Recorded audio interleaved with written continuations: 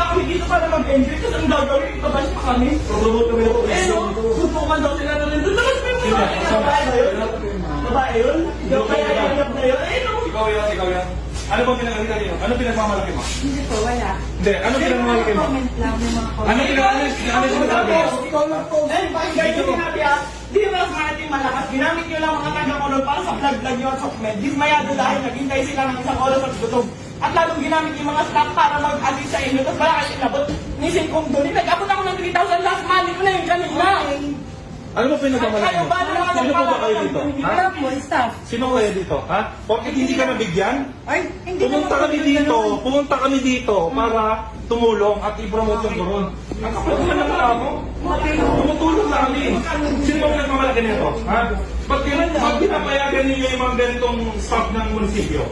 Dapat kayo ngayon tumulong na mabigyan. Di ba? Umuha daw siya. Hindi naman daw siya nabigyan. Ayun no. Ano ba mayor dito? Sino mayor dito?